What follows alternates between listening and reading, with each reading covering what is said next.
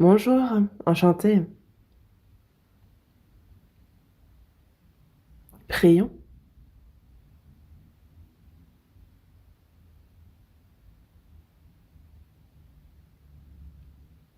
Dieu notre Père, toi qui es saint, gracieux et miséricordieux, nous vivions dans ce monde, dans l'iniquité, dans le péché.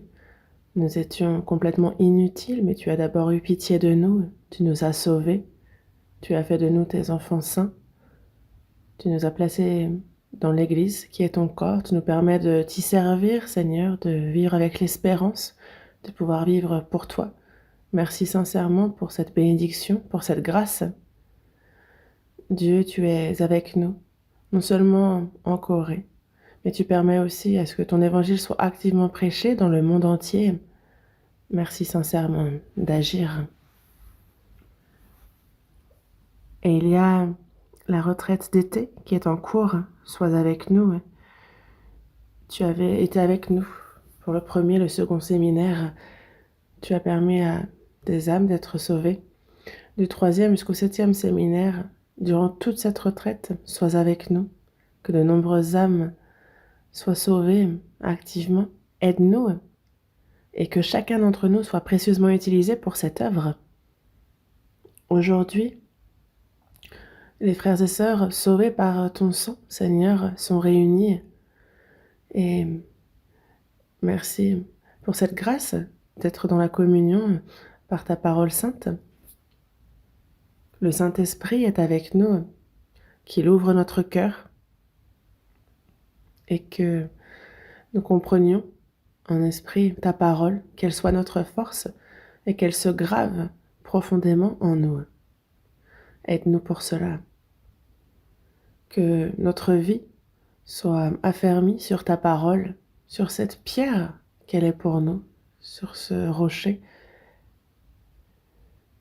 que nous connaissions quelle est ta volonté, ce qui est bon, agréable et parfait pour toi. Aide-nous à comprendre cela. Du début jusqu'à la fin, nous en remettons complètement à toi, Seigneur. Nous avons prié au nom du Seigneur Jésus qui nous a sauvés. Amen.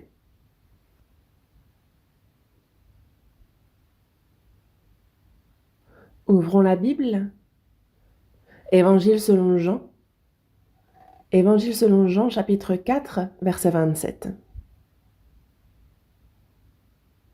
Évangile selon Jean, chapitre 4, verset 27. Du verset 27 au verset 42. Je vais lire ce paragraphe. Là-dessus arrivèrent ses disciples qui furent étonnés de ce il parlait avec une femme. Toutefois, aucun ne dit « Que demandes-tu » ou « De quoi parles-tu avec elle ?» Alors la femme, ayant laissé sa cruche, s'en alla dans la ville et dit aux gens « Venez voir un homme qui m'a dit tout ce que j'ai fait. Ne serait-ce point le Christ ?» Ils sortirent de la ville et ils vinrent vers lui. Pendant ce temps, les disciples le pressaient de manger, disant « Rabbi, mange. » Mais il leur dit « J'ai à manger une nourriture que vous ne connaissez pas. » Les disciples se disaient donc les uns aux autres « Quelqu'un lui aurait-il apporté à manger ?» Jésus leur dit « Ma nourriture est de faire la volonté de celui qui m'a envoyé et d'accomplir son œuvre. » Ne dites-vous pas qu'il y a encore 4 mois jusqu'à la moisson? Voici, je vous le dis, levez les yeux et regardez les champs qui déjà blanchissent pour la moisson. Celui qui moissonne reçoit un salaire et amasse des fruits pour la vie éternelle, afin que celui qui sème et celui qui moissonne se réjouissent ensemble. Car en ceci, ce qu'on dit est vrai. Autre est celui qui sème et autre celui qui moissonne. Je vous ai envoyé moissonner ce que vous n'avez pas travaillé, d'autres ont travaillé, et vous êtes entrés dans leur travail. Plusieurs Samaritains de cette ville crurent en Jésus à cause de cette déclaration formelle de la femme « Il m'a dit tout ce que j'ai fait ». Aussi, quand les Samaritains vinrent le trouver, Ils le prièrent de rester auprès d'eux, et il resta là 2 jours. Un beaucoup plus grand nombre crurent à cause de sa parole. Et il disait à la femme, « Ce n'est plus à cause de ce que tu as dit que nous croyons, car nous l'avons entendu nous-mêmes, et nous savons qu'il est vraiment le Sauveur du monde. »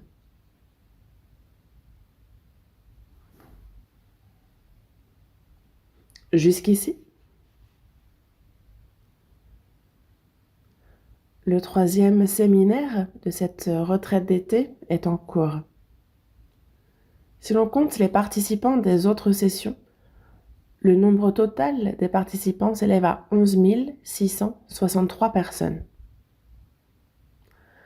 Le premier séminaire avait dépassé les 12 000 participants et ce 3e séminaire aussi n'en est pas loin non plus. De plus, un nombre particulièrement élevé de personnes ayant participé aux autres séminaires, plus de 1000, sont venus probablement voulant évangéliser. Donc à cette heure-ci, l'évangile est prêché. Ça a commencé vers 9h, donc ça doit toucher à sa fin. Mais merci beaucoup à chacun de prier afin que toutes les personnes présentes à ce 3e séminaire puissent être sauvées avant de repartir. Le thème d'aujourd'hui est tiré du verset 29. « Venez voir un homme qui m'a dit tout ce que j'ai fait. Ne serait-ce point le Christ ?» C'est ce verset qui est le titre même de ce sermon. Ce passage principal nous raconte l'histoire de cette femme samaritaine, pécheresse, qui vivait avec un 6e homme. Elle rencontre Jésus et en vient à croire qu'il est le Messie promis dans l'Ancien Testament, le Christ. Elle est ainsi sauvée et transformée, et elle témoigne de Christ dans son village de Sychar, amenant ainsi de nombreuses âmes au salut. Et à travers ce passage,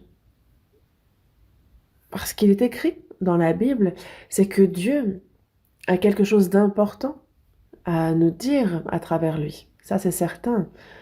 Et c'est ce que nous allons examiner ensemble. Aujourd'hui, à travers ces versets, nous allons d'abord réfléchir à la chose suivante. Tout d'abord, nous verrons que la rencontre entre cette femme samaritaine et Jésus, ça a profondément changé la vie de cette femme, à plusieurs niveaux. Et de même, aujourd'hui encore, ceux qui rencontrent Jésus et sont sauvés voient leur vie transformée, forcément. Nous allons voir cela en détail. Et ici, ce que la femme samaritaine a fait, après avoir été transformée, c'était de témoigner de Jésus-Christ. C'est aussi un point sur lequel on va réfléchir. Et son témoignage était clair et puissant. Et à travers ce témoignage, de nombreuses personnes du village ont cru. Autrement dit, son témoignage a eu un véritable impact et a amené de nombreuses personnes à revenir à Jésus. De même, le témoignage clair de ceux qui ont réellement expérimenté le Christ dans leur vie a de la force et un effet réel, conduisant les autres vers le Christ. Et aussi,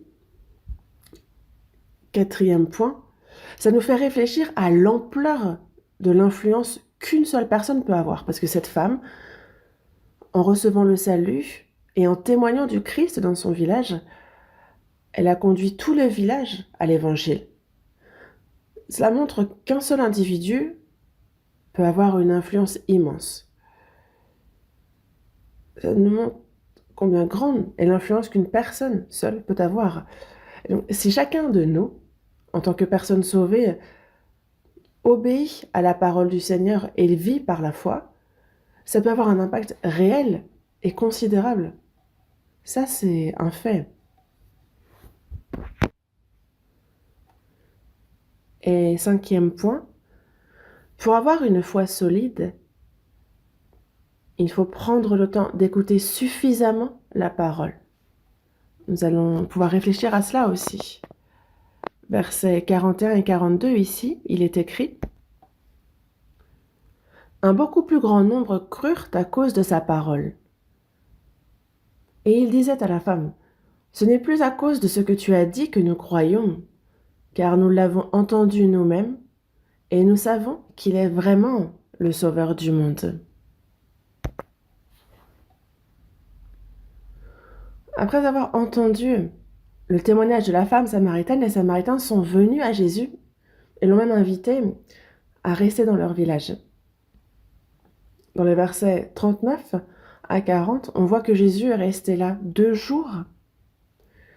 Et ça signifie qu'il a passé 2 nuits chez eux. Il est resté donc 3 jours et 2 nuits. On peut dire que c'est comme nos retraites. Ils ont fait la retraite. Donc grâce à ces 2 jours, ils ont pu écouter abondamment, suffisamment la parole de Jésus. Et c'est pour cela qu'ils ont pu dire ensuite: nous l'avons entendu nous-mêmes, et nous savons qu'il est vraiment le Sauveur du monde. Ils ont pu avoir une foi solide, et ça vient d'une écoute profonde et prolongée de la parole de Dieu. Ils ont pris le temps, suffisamment, d'écouter la parole de Dieu, d'où leur foi solide. Et si cette femme samaritaine, bien qu'elle ait rencontré Jésus et qu'elle ait reçu le salut, si elle était restée silencieuse, si elle n'avait pas ouvert la bouche et qu'elle était restée muette comme une carpe, si elle n'avait rien dit, Jésus n'aurait peut-être jamais eu l'occasion d'entrer dans ce village, ni d'y travailler. Mais parce qu'elle a témoigné dans son village, Jésus a pu être accueilli là-bas, il a pu y œuvrer. Et on voit donc à travers cela que c'est un excellent exemple. Lorsque les sauvés travaillent, Jésus travaille aussi. Si cette femme était restée muette, Jésus n'aurait jamais pu agir dans ce village. Et aussi, dans les versets 34 à 38, dans ces versets, on voit que Jésus parle à ses disciples.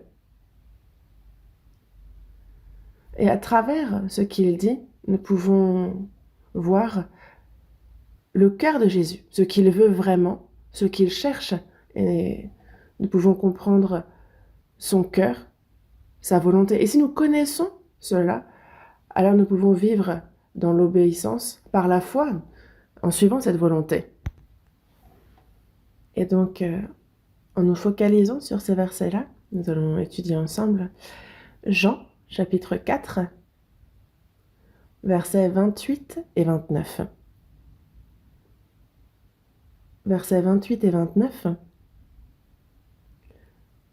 Commençons déjà par le verset 6 et 7. Versets 6 et 7. Lisons ensemble. Là se trouvait le puits de Jacob.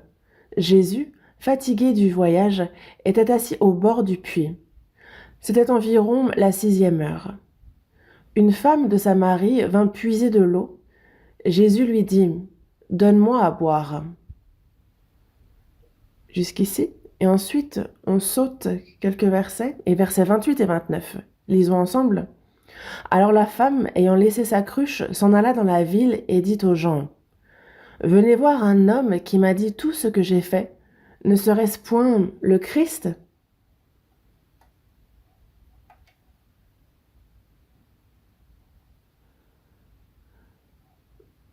Nous pouvons d'abord réfléchir au changement qui s'est opéré chez la femme samaritaine. Alors que Jésus, fatigué par son voyage, il était assis près du puits de Jacob à Sichar, en Samarie, et alors une femme vient puiser de l'eau. Mais au verset 28, on voit que cette femme laisse sa cruche.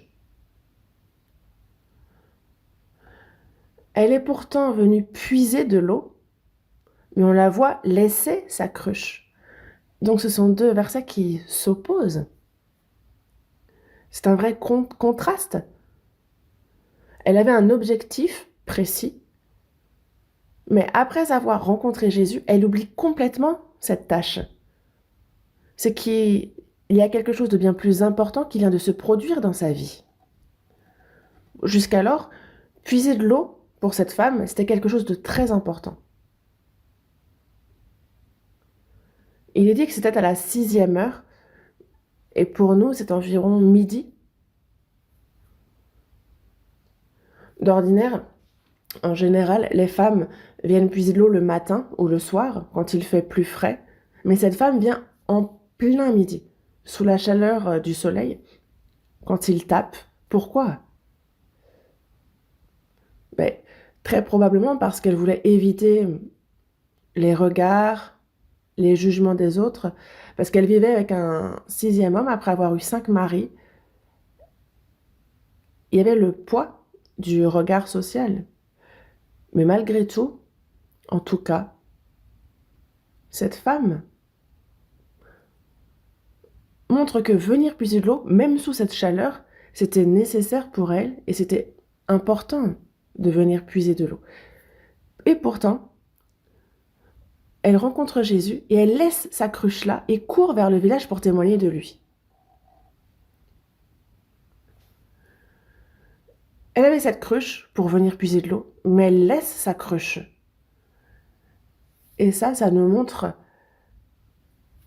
cet insigne extérieur, mais très parlant de sa transformation intérieure. Il y a eu ce changement. Mais qu'est-ce qui s'est passé pour qu'il y ait un tel changement chez cette femme?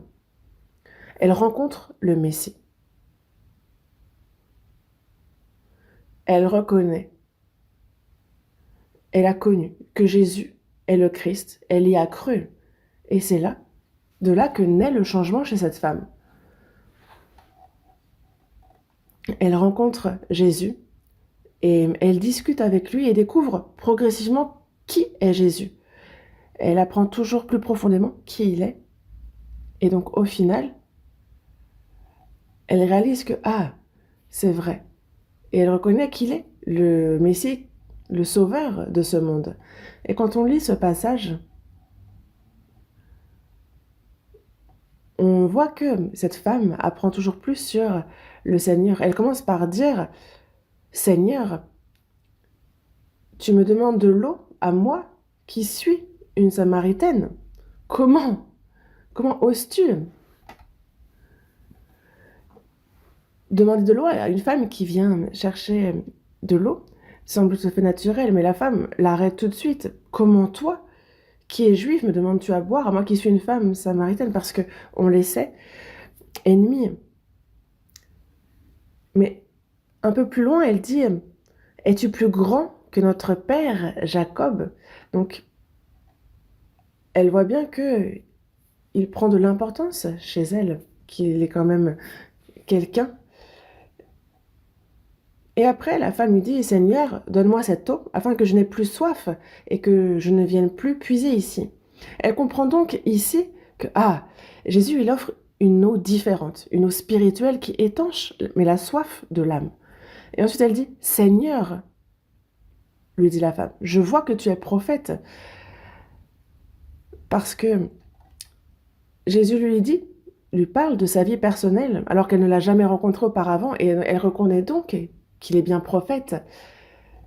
Et elle comprend bien que Jésus est donc prophète. Et ensuite, au fil de la conversation, quand Jésus lui parle du vrai culte en esprit et en vérité, elle dit, je sais, verset 25, voyons ce qu'elle nous dit, versets 25 et 26. Lisons ensemble. La femme lui dit, je sais que le Messie doit venir, celui qu'on appelle Christ. Quand il sera venu, il nous annoncera toutes choses. Jésus lui dit, je le suis, moi, qui te parle.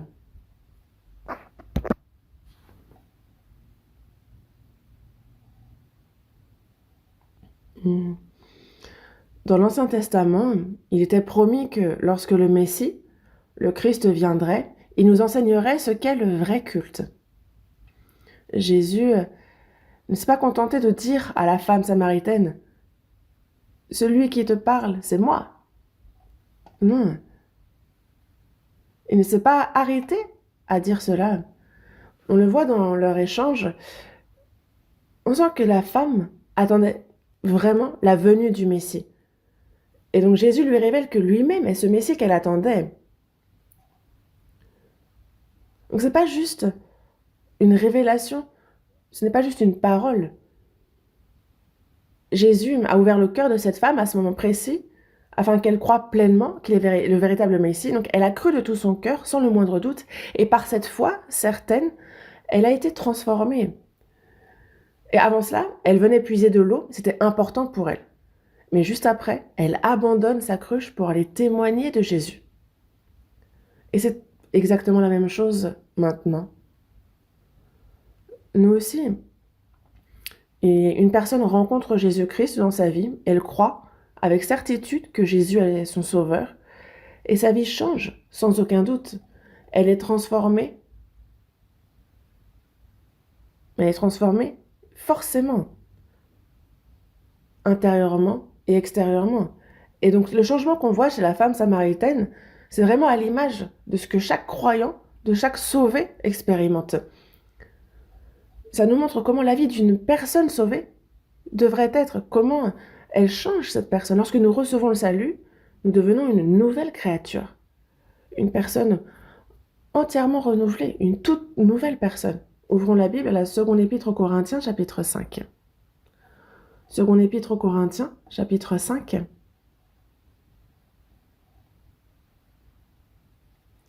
Chapitre 5, versets 16 et 17. Chapitre 5, versets 16 et 17. Lisons ensemble. Ainsi, dès maintenant, nous ne connaissons personne selon la chair, et si nous avons connu Christ selon la chair, maintenant, nous ne le connaissons plus de cette manière. Si quelqu'un est en Christ, il est une nouvelle créature. Les choses anciennes sont passées. Voici, toutes choses sont devenues nouvelles. Ici, l'apôtre Paul dit, si nous avons connu Christ selon la chair, c'est ce qu'il dit. Si nous avons connu Christ selon la chair, qu'est-ce qui se passe alors? Être né d'un père charpentier, d'une famille pauvre, il a vécu discrètement pendant 30 ans. Il a voyagé pendant 3 ans et demi, il a enseigné le peuple, et ensuite, il fut crucifié à cause de la jalousie des chefs religieux juifs. C'est ce qu'on connaît de Jésus selon la chair. Mais Paul a dit, si nous avons connu Christ selon la chair, nous aussi, on a connu, avant d'être sauvés, on connaissait Jésus selon la chair. Nous pensions à Jésus comme étant juste le fondateur de la religion chrétienne, peut-être, allez, tout au plus un grand sage de l'histoire, un peu comme Bouddha, Confucius ou Socrate. Mais quand on apprend la Bible, on se rend compte que pas du tout. Bouddha, Confucius, Socrate ont une tombe. Mais Jésus, son tombeau est vide. Lui, il est ressuscité. Ils ont un corps dans leur tombe, mais Jésus, son tombeau est vide. On continue à apprendre la Bible. Et on comprend que Jésus est le Fils unique de Dieu, celui qui a créé les cieux et la terre, qui est tout-puissant, qui gouverne l'histoire, qui a pris une forme humaine pour venir sur cette terre. Il est mort sur la croix pour résoudre entièrement le problème de nos péchés. Et c'est là qu'on réalise que, il est mon sauveur, il est mon Seigneur, il est mon roi. Et donc, on était hors de Christ. Mais maintenant, si quelqu'un est en Christ, il est une nouvelle créature. Nous sommes une nouvelle créature. Réellement, nous sommes devenus une nouvelle créature. Nous sommes pourtant, extérieurement, rien n'a changé. Mais en nous, il y a le Saint-Esprit. Nous avons la vie de Dieu en nous. Le Seigneur qui a expié mes péchés, il vit maintenant en moi. Le Seigneur a expié nos péchés. Il nous a réellement donné la vie. Il est entré en nous. Il nous a donné la vie. Nous sommes donc une nouvelle créature, une créature tout à fait renouvelée. Nous avons une vie différente de celle du passé. Il a fait en nous que nous soyons nouveaux, un homme nouveau, une nouvelle personne. Colossiens chapitre 3. Colossiens chapitre 3.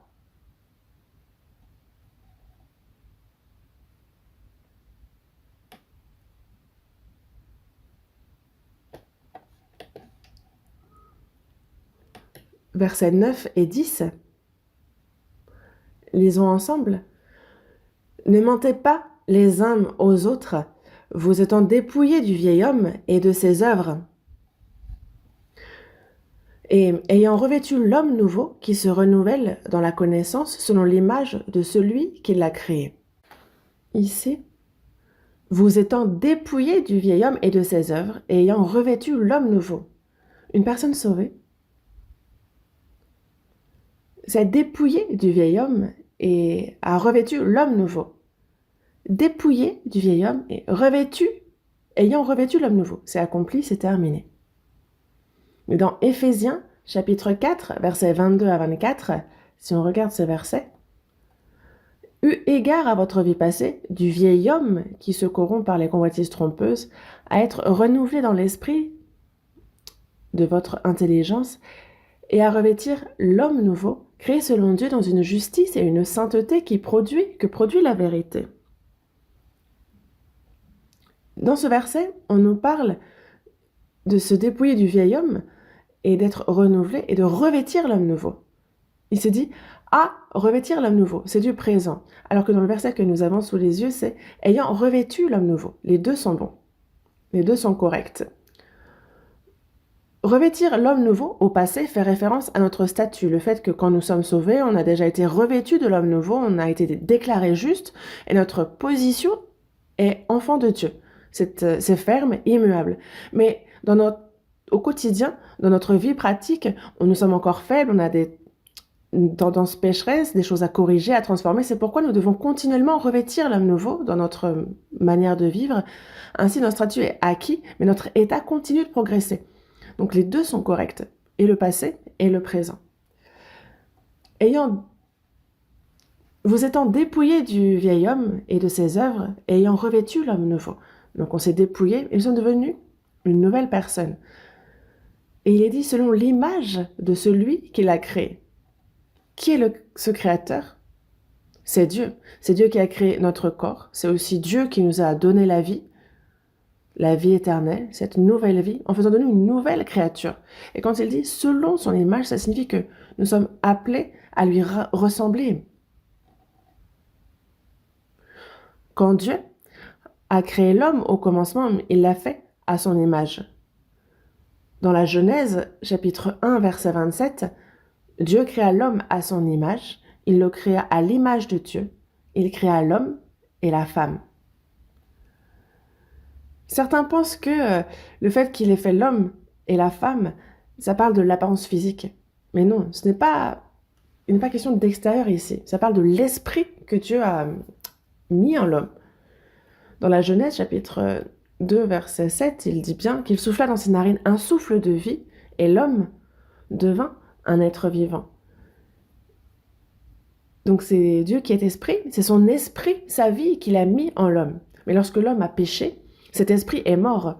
Dans Ézéchiel chapitre 18 verset 4, il est dit que l'âme qui pêche, c'est celle qui mourra. Et donc on a perdu cette image de Dieu. Et c'est pour cela que Dieu a envoyé Jésus. Jésus a pris tous nos péchés sur lui, à la croix, il a payé le prix. Et par le salut, il a fait que notre esprit mort est revenu à la vie. Il nous a donné la vie de Dieu. Il nous a désormais unis de nouveau à Dieu. Et il fait que désormais, nous sommes appelés à ressembler à Dieu, à grandir à l'image du Christ. Ainsi, dans la seconde épître de Pierre, chapitre 1, verset 4, il dit « Afin que par elle, vous deveniez participants de la nature divine, Une personne sauvée, donc, a reçu la vie de Dieu et participe désormais à la nature divine. Et elle est transformée petit à petit. Comment? C'est pour cela que dans la seconde épître de Pierre, chapitre 1, du verset 5 au verset 7, il est dit qu'on nous parle de la maison qui est établie, qui est construite. Et il est dit que il faut qu'on fasse tous nos efforts pour joindre à la fois la vertu, à la vertu la science, à la science la tempérance, à la tempérance la patience, à la patience la piété, à la piété l'amour fraternel et à l'amour fraternel la charité. Il y a une foi certaine et petit à petit, elle change et fait que nous ressemblons toujours davantage à Christ, à cette nature divine. Et dans Galates, chapitre 5, versets 22 à 23, on nous parle du fruit de l'esprit. Mais le fruit de l'esprit, c'est l'amour, la joie, la paix, la patience, la bonté, la bénignité, la fidélité, la douceur, la tempérance. La loi n'est pas contre ces choses. C'est ce qu'il nous dit, n'est-ce pas? Ici, on nous parle de 9 aspects, mais le fruit de l'esprit. Ce n'est pas les fruits de l'esprit. Il y en a 9, mais c'est le fruit et non pas les fruits. Ce qui veut dire que il nous faut porter ensemble les 9. Et on pourrait les séparer par 3. L'amour, la paix, la joie sont des fruits que nous pouvons porter dans notre relation avec Dieu. La patience, la bonté, la bénignité, ce sont des fruits que nous devons manifester dans notre relation avec les frères et sœurs et avec le monde. Et la fidélité, la douceur, la tempérance sont des choses que nous devons porter personnellement. Donc il y a des fruits à porter dans notre relation avec Dieu, avec les frères et sœurs, avec le monde et avec nous-mêmes. Et la loi n'est pas contre ces choses. Qu'est-ce que cela veut dire? La loi représente une force, un pouvoir, une autorité. Ça signifie que l'œuvre du Saint-Esprit, on ne peut aller à l'encontre de l'œuvre du Saint-Esprit. En effet, même si on rencontre des obstacles, des forces contraires, le Saint-Esprit nous rend vainqueurs et il va nous faire porter ses fruits. Il y a des choses dans ce monde on a cette nature pécheresse, il y a des tentations, il y a aussi Satan, cet ennemi invisible qui cherche à nous faire tomber, mais il y a des puissances, des forces, mais même ces forces-là ne peuvent nous empêcher de porter du fruit de l'esprit. Non, elles ne peuvent pas. Le Saint-Esprit est vainqueur.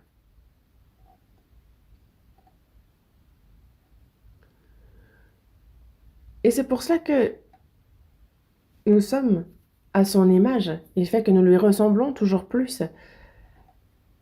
Et aussi, il nous dit bien qu'il nous renouvelle également dans la connaissance. Quand nous recevons le salut, tout est nouveau.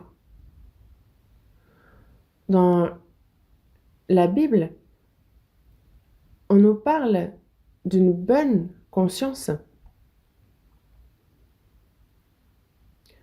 Avant d'être sauvés, notre conscience était corrompue, mais nous avons reçu le salut. Et par cette vie que nous avons reçue, alors notre conscience est devenue une bonne conscience. Et la fonction première de la conscience est de nous amener à dépendre de Dieu, à le chercher. Et ça nous maintient vraiment en lui. Désormais, nous utilisons la conscience comme il se doit.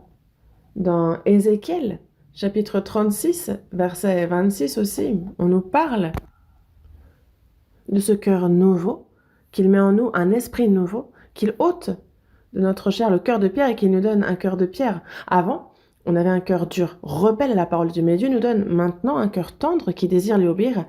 Parfois, nous sommes faibles, mais ce désir d'obéir est là. Nous avons toujours ce désir, n'est-ce pas? Et ça, c'est un cœur que Dieu nous a donné. Et dans la seconde épître aux Corinthiens, chapitre 3, verset 17, il dit « Or, le Seigneur, c'est l'Esprit. Et là où est l'Esprit du Seigneur, là est la liberté. »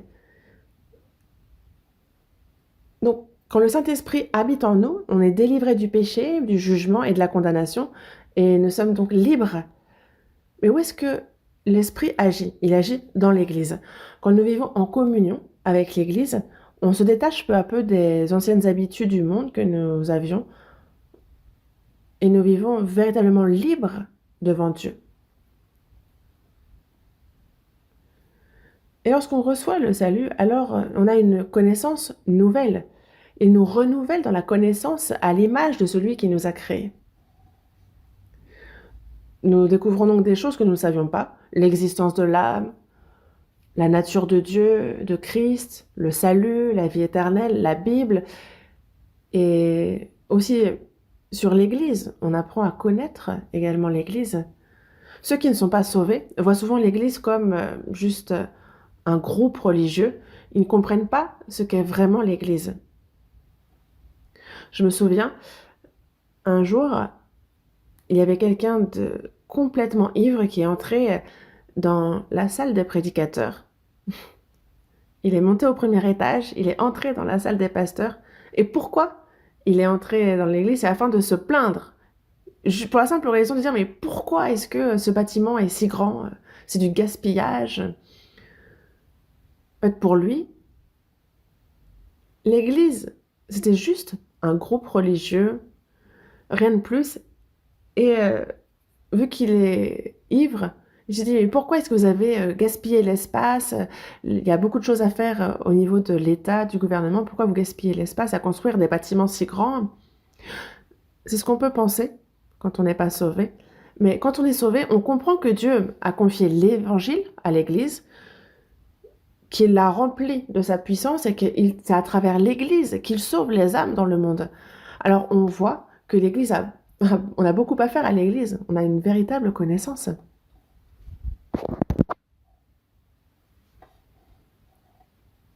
Donc, il est bien dit qu'on se dépouille du vieil homme, de ses œuvres, et on a revêtu l'homme nouveau. Et donc, une personne qui a rencontré Christ véritablement est transformée. Comment?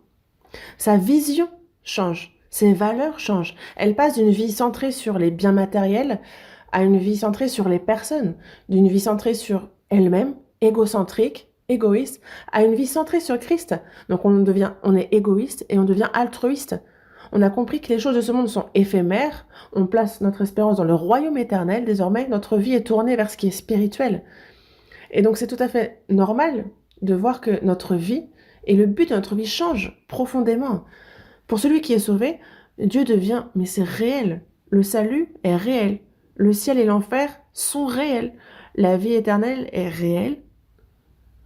Et donc on a la certitude d'être héritier du royaume éternel.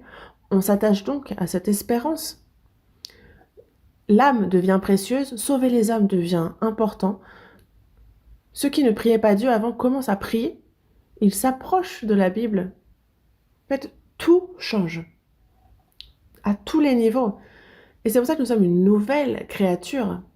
Une nouvelle créature. On se dépouille du vieil homme et on est revêtu de l'homme nouveau, comme la Bible nous le dit. Dans la Bible, il est dit que ceux qui croient en Jésus-Christ connaissent une transformation extraordinaire. Si on croit fermement en Jésus, si on a vraiment reçu la vie de Jésus, mais qu'il n'y a aucun changement, alors c'est faux.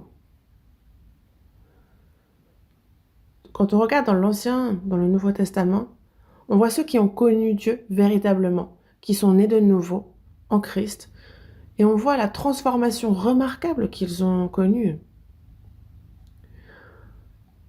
Si on fait une comparaison physique, imaginez, quelqu'un va chez le coiffeur pour se faire une permanente. Elle change complètement de style, elle se fait une permanente, et aussi, elle achète des vêtements chers. Et que vont dire les gens? Oh, tu es belle. Oh, t'as changé? Qu'est-ce que t'as fait? Les gens vont remarquer. Mais ça, ce sont des changements d'apparence, de physique. Mais la transformation de ceux qui croient en Jésus comme Sauveur et Seigneur, c'est une transformation intérieure. Mais c'est une transformation intérieure qui se manifeste par des changements extérieurs.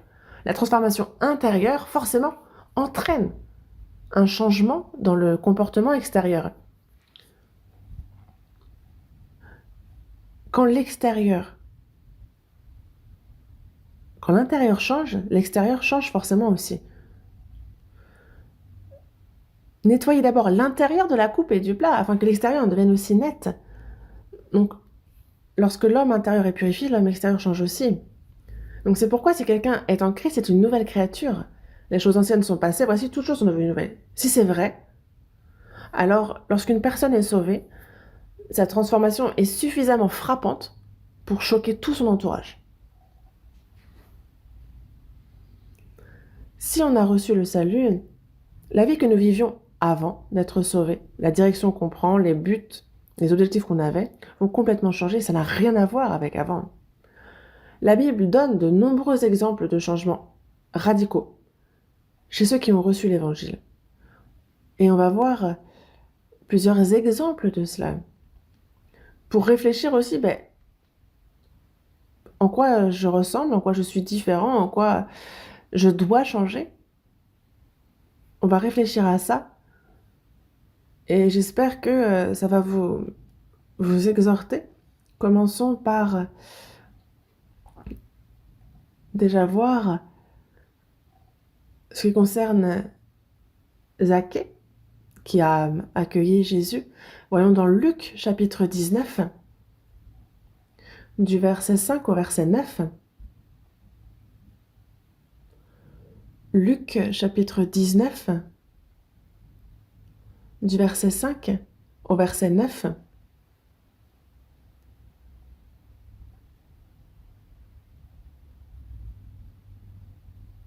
Je lis. Lorsque Jésus fut arrivé à cet endroit, il leva les yeux et lui dit: Zaché, hâte-toi de descendre, car il faut que je demeure aujourd'hui dans ta maison. Zaché se hâta de descendre et le reçut avec joie. Voyant cela, tous murmuraient et disaient: Il est allé loger chez un homme pécheur. Mais Zaché, se tenant devant le Seigneur, lui dit: Lisons ensemble. Voici, Seigneur, je donne aux pauvres la moitié de mes biens, et si j'ai fait tort de quelque chose à quelqu'un, je lui rends le quadruple. Je lis. Jésus lui dit: Le salut est entré aujourd'hui dans cette maison, parce que celui-ci est aussi un fils d'Abraham. Car le Fils de l'homme est venu chercher et sauver ce qui était perdu. Lorsque Jésus passe à Jéricho, Zaché était monté dans un sycomore. Zaché était collecteur d'impôts, publicain à Jéricho, et c'est une personnalité, quelqu'un de haut placé. Et c'était pas un enfant. Et pourtant, il est monté dans un sycomore, et ça peut sembler ridicule. Mais il n'a pas honte. Les gens ont pu se dire, mais pourquoi il est monté? Mais en fait, il est monté là parce qu'il avait entendu que Jésus passait, et il voulait absolument voir celui qu'on appelait le Seigneur. Il avait ce désir ardent, et c'est pour ça qu'il est monté sur le sycomore. Jésus est passé, et il ne l'a jamais vu, et pourtant il lui dit: Zaché, à toi de descendre. Il connaissait même son nom. Mais l'une des raisons pour lesquelles Jésus est passé par Jéricho, c'est afin de rencontrer Zaché. Il descend donc en hâte, il accueille Jésus chez lui. Zaché se hâte de descendre, il le reçut avec joie. Il le reçoit avec joie. Et ça, pour nous, c'est l'image de quelqu'un qui reçoit l'évangile, qui obtient le pardon, le salut, et qui reçoit la vie de Jésus-Christ. Après avoir reçu chez lui Jésus, verset 8, mais Zaché, se tenant devant le Seigneur, lui dit: Voici, Seigneur, je donne aux pauvres la moitié de mes biens, et si j'ai fait tort de quelque chose à quelqu'un, je lui rends le quadruple. On peut imaginer que son entourage murmurait concernant sa conduite. On peut deviner qu'elle n'était pas exemplaire. Mais Zaché reçoit Jésus chez lui, et voici ce qu'il dit: Voici, je donne aux pauvres combien? la moitié de mes biens. Et si j'ai fait tort de quelque chose, si j'ai pris quelque chose à quelqu'un, alors je lui rends le quadruple. Ici, regardez un peu le changement radical, les résolutions fermes. Ça ne lui a pas pris 1 an, ça ne lui a pas pris 1 mois, ça n'a pas pris 1 semaine non plus. Le jour même où il reçoit Jésus, il prend cette décision à ce moment même. Jésus ne lui a jamais dit qu'il faut qu'il donne aux pauvres, il ne faut pas... Il prend lui-même cette décision. C'est le jour même. C'est sa propre décision. On voit donc un changement radical dans ses valeurs et c'est immédiat. Avant, ses priorités étaient matérielles. Mais il rencontre Jésus. Alors Jésus devient la personne la plus importante de sa vie. Il connaît sa propre situation. Il dit, je donne désormais aux pauvres. Si j'ai fait tort, je donne. Mais Zaché sait bien que tout ce dont Jésus parle, c'est ce qui va lui arriver. Et ce jour-là, il a connu un véritable changement. Jésus est devenu pour lui la personne la plus importante. Désormais, ce n'est plus les biens matériels qui comptent. Au contraire, lorsqu'il dit « je donne aux pauvres la moitié de mes biens », c'est que désormais ce n'est plus le matériel qui compte, mais c'est l'homme, l'humain. Il était matérialiste, mais c'est désormais Christ qui est au cœur. Il possédait beaucoup de choses, mais désormais il partage aux pauvres. Il était individualiste, mais désormais il se préoccupe des autres. Alors, il était égoïste, mais il est devenu altruiste. Et quand une personne reçoit Jésus, c'est le genre de transformation qu'elle connaît. C'est naturel, c'est sain, et on en vient à prendre cette décision de nous-mêmes. Et comme Zaché, une personne qui connaît le salut, ça n'a rien de particulier. C'est tout à fait naturel de connaître ce changement. C'est normal. Sachez-le, c'est normal. Deuxième exemple, on a cette femme qui brise le vase d'albâtre. Voyons dans Marc. Marc chapitre 14, du verset 3 au verset 5.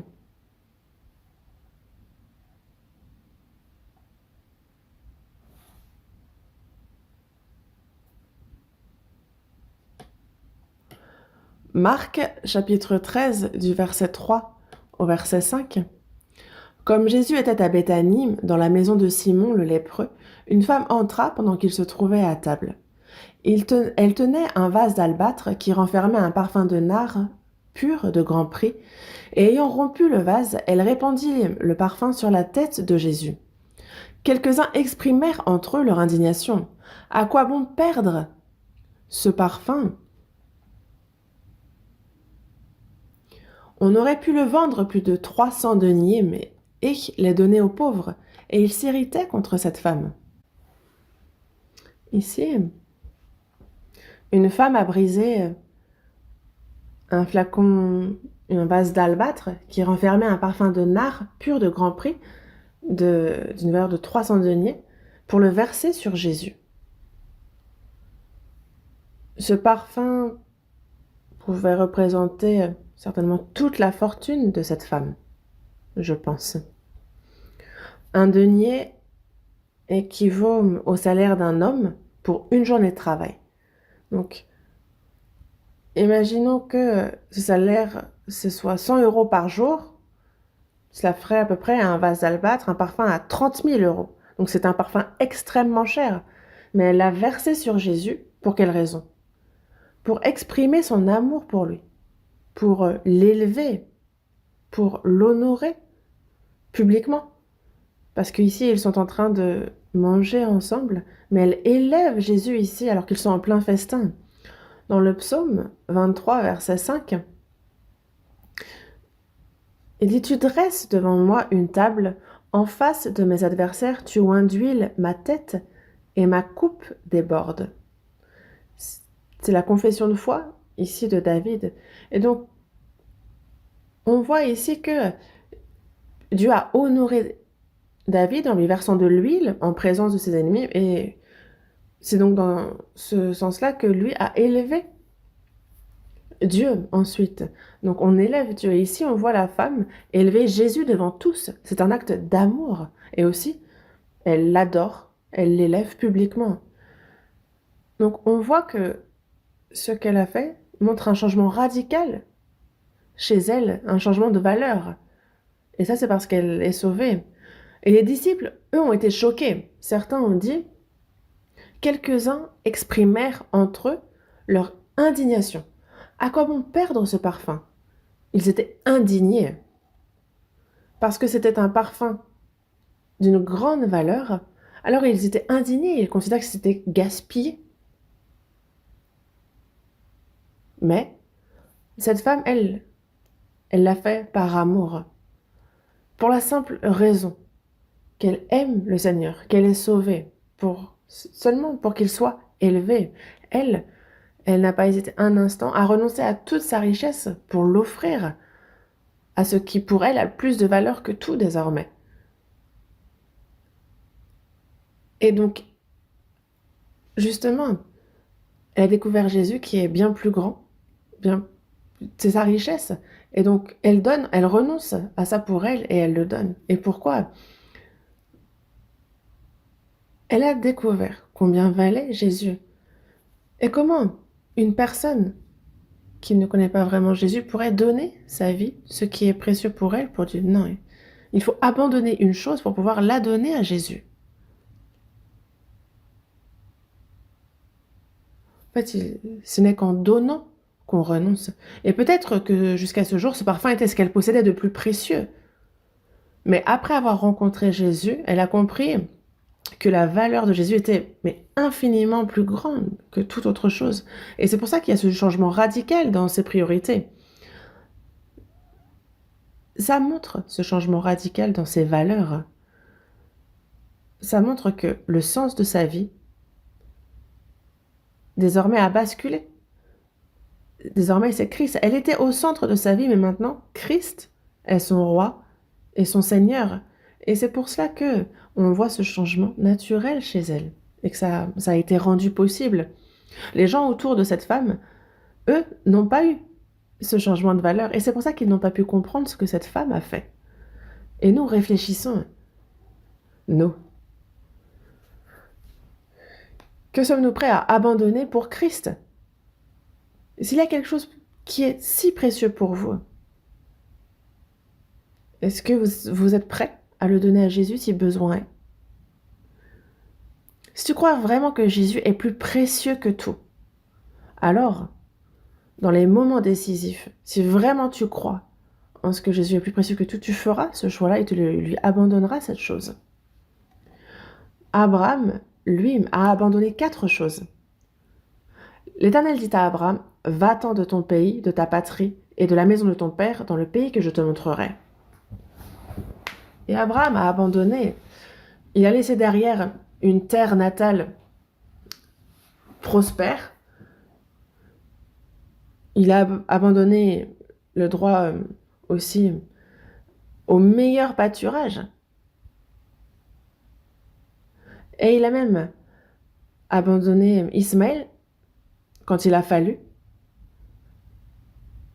Et surtout, lorsque Dieu lui demande son précieux, son unique Isaac, il l'a abandonné. Et il a abandonné au moins ces 4 choses. Et Moïse, dans Hébreux, chapitre 11, versets 24 à 26, on voit bien que c'est par la foi que Moïse, devenu grand, refusa d'être appelé fils de la fille de Pharaon, aimant mieux être maltraité avec le peuple de Dieu que d'avoir pour un temps la jouissance du péché, regardant l'opprobre de Christ comme une richesse plus grande que les trésors de l'Égypte, car il avait les yeux fixés sur la rémunération. Moïse aussi lui a abandonné au moins 3 choses. Il a abandonné d'être appelé fils de la fille de Pharaon.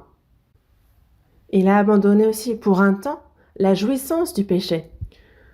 Le fait d'abandonner pour un temps la jouissance du péché ne signifie pas forcément vivre dans une déchéance morale ou une vie de péché Mais c'est plutôt que, alors que le peuple d'Israël souffrait dans le désert, Moïse aurait pu choisir une vie de confort et de tranquillité en Égypte, mais il a recherché non pas le confort personnel ou le bien-être, non, il a renoncé à une vie confortable. Alors qu'il était en Égypte, il aurait pu profiter d'une fortune, de biens matériels, mais il a abandonné cela. Il a abandonné d'être appelé fils de la fille de Pharaon, de jouir du péché. Il a abandonné les richesses, les trésors de l'Égypte. Et l'apôtre Paul aussi a abandonné.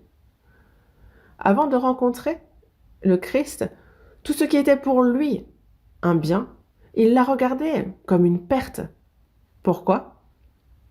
À cause de l'excellence de la connaissance de Jésus-Christ, son Seigneur, parce qu'il a reçu la vie de Dieu, alors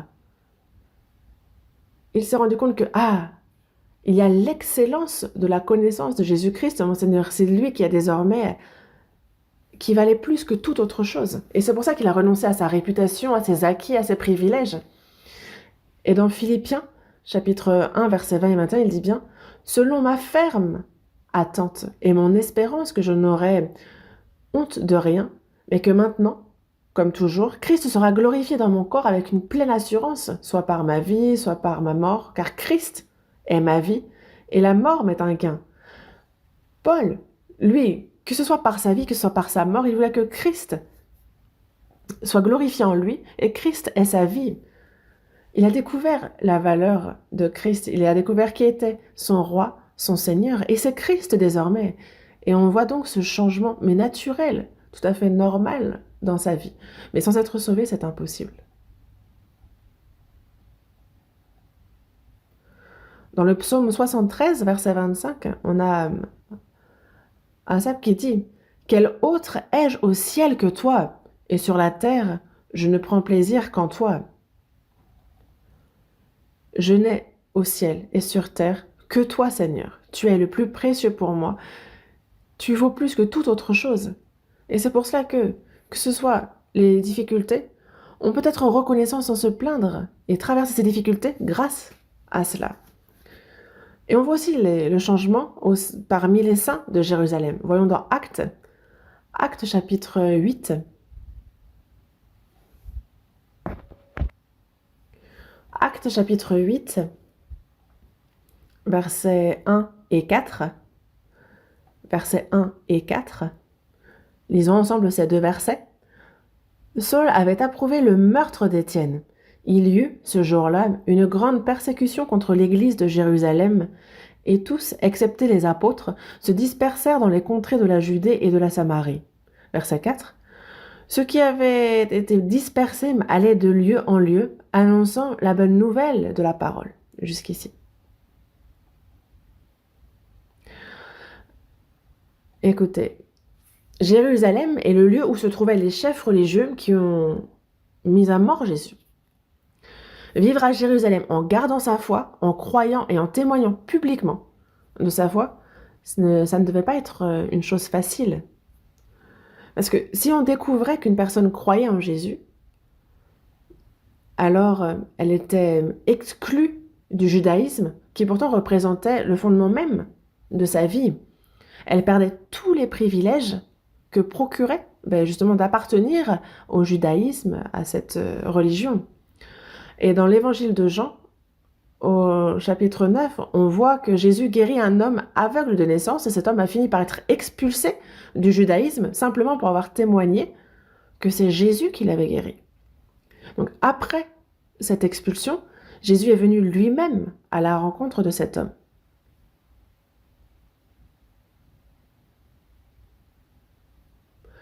Donc il était très difficile de garder sa foi au milieu de ceux qui avaient mis à mort Jésus. Et pourtant, les saints de Jérusalem n'étaient pas lâches pour autant. Ils n'ont pas hésité à exprimer leur foi, mais ouvertement. Ici, on voit qu'il y eut ce jour-là une grande persécution contre l'église de Jérusalem. Et tous, excepté les apôtres, se dispersèrent dans les contrées de la Judée et de la Samarie. Ils n'avaient d'autre choix désormais que de fuir. Ils auraient pu rester s'ils avaient renié leur foi, s'ils avaient dit « je ne crois pas en Jésus », mais ils ne l'ont pas fait. Ils n'ont pas été lâches, ils ont préféré tout perdre pour que leur foi en Jésus soit connue. Ils ont annoncé l'évangile. Et donc, pour ça, il a fallu pour montrer que leur foi était ferme, ils ont dû abandonner tout. Et on a pu voir l'évangile être prêché bien plus activement ensuite. Ça a été l'occasion à l'évangile d'être prêché activement. Et ça montre en fait à quel point leur foi était ferme, certaine, et on a vu combien leur vie a été transformée radicalement. Comment quelqu'un peut-il abandonner en un instant tout ce qui fait sa vie? Comment on peut quitter son foyer, son pays, comme ça?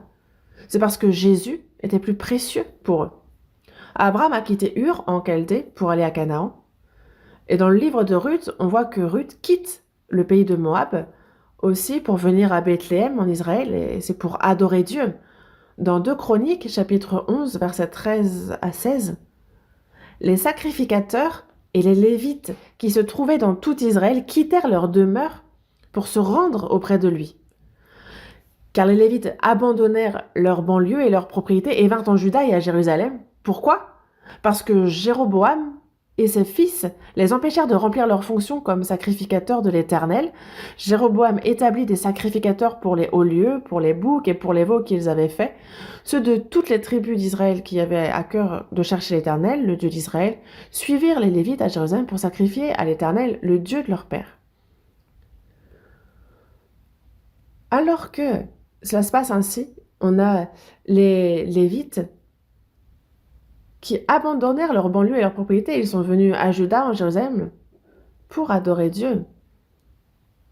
On les voit dans ce contexte. En fait, on voit ceux qui vraiment voulaient suivre Dieu. Ils ont quitté leur terre ancestrale, leur famille, pour venir à Jérusalem.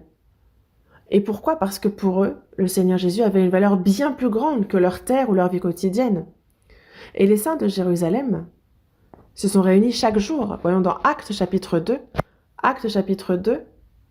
verset 46.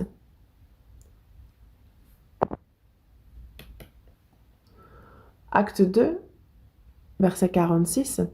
Lisons ensemble. Ils étaient chaque jour tous ensemble, assidus au temple, et ils rompaient le pain dans les maisons et prenaient leur nourriture avec joie et simplicité de cœur. Ici, on voit que c'était chaque jour qu'ils étaient tous ensemble, assidus au temple. Mais qu'est-ce que cela signifie chaque jour? On voit donc que la foi occupait une place immense dans leur vie. Et le fait qu'ils se réunissent chaque jour ensemble montre que l'Église était vraiment tout pour eux, que c'était au centre de leur vie. Parce que sinon, comment est-ce qu'ils pourraient se réunir tous les jours? Ils étaient chaque jour tous ensemble, assidus au temple. Est-ce que vous pensez qu'ils n'avaient rien d'autre à faire? Bien sûr qu'ils avaient leurs occupations, leur famille, leurs responsabilités, mais ce qui comptait plus que tout, c'était ça. La foi, c'était au cœur de leur vie. Il y avait forcément à faire, mais pour eux, le plus important, c'était de se réunir. Et c'est pour ça qu'ils étaient ensemble chaque jour. Et dans le verset 32, on voit que la multitude de ceux qui avaient cru n'était qu'un cœur et qu'une âme, et nul ne disait que c'est bien lui appartint son propre, mais tous étaient communs entre eux. En fait, oui, Jérusalem devait être détruite en l'an 70 par les Romains, mais Dieu ne voulait pas que les croyants s'attachent aux choses périssables de cette ville qui allait être détruite. Donc il y avait une raison particulière derrière ça, il y avait un plan divin à cette destruction. Et pourtant, il est évident que eux, vendre leurs biens, tout partager, mais ils l'ont fait par foi, par amour. Ce n'est pas par contrainte, mais par conviction profonde. Et c'est pour ça que l'Église, la toute première Église, a connu une croissance rapide. Il ajoutait chaque jour ceux qui étaient sauvés. Dans chapitre 4, Actes chapitre 4, verset 4, il dit que beaucoup de ceux qui avaient entendu la parole crurent, et le nombre des hommes s'élevait à environ 5000. Verset 14, le nombre de ceux qui croyaient en Jésus, hommes et femmes, s'augmentait de plus en plus. Chapitre 6, verset 4, la parole de Dieu se répandait de plus en plus, le nombre des disciples augmentait beaucoup à Jérusalem, et une grande foule de sacrificateurs obéissait à la foi. On voit donc que même parmi les sacrificateurs, il y en a qui ont cru, alors qu'ils pensaient ne jamais croire, ils se sont tournés vers la foi. Il y a eu un changement spectaculaire. Et ça nous montre que les saints de Jérusalem ont rencontré le Christ, ils ont été profondément transformés, malgré le fait qu'ils aient à perdre leur foyer, ils se réunissaient chaque jour, ils ont vendu leurs biens, ils ont tout mis en commun. Est-ce que ce n'est pas une transformation étonnante? Comment est-ce que c'est possible? Mais ce n'est pas forcé, c'est naturel. Passons à Actes, chapitre 19, c'est le 4e point. Actes, chapitre 19, verset 19. Actes, chapitre 19, verset 19, lisons ensemble. Et un certain nombre de ceux qui avaient exercé les arts magiques, ayant apporté leurs livres, les brûlèrent devant tout le monde. On en estima la valeur à 50 000 pièces d'argent. Je lis le verset 20. C'est ainsi que la parole du Seigneur croissait en puissance et en force. Ici, on voit l'évangile qui est prêché à Éphèse, et nombreux étaient ceux apparemment qui pratiquaient la magie. Mais ces gens-là sont venus eux-mêmes, ils ont apporté leurs livres et ils les ont brûlés publiquement. Et il est écrit que la valeur de ces livres atteignait 5000 pièces d'argent. Quand on parle de 5000 pièces d'argent, c'est que à l'époque où la Bible est écrite, une pièce d'argent correspond au salaire journalier d'un ouvrier. Donc si on évalue ce salaire à, on va dire 35 €, ça représente 2 millions d'euros. Et si on évalue que c'est environ 70 € par jour, alors ça fait du 4 millions d'euros.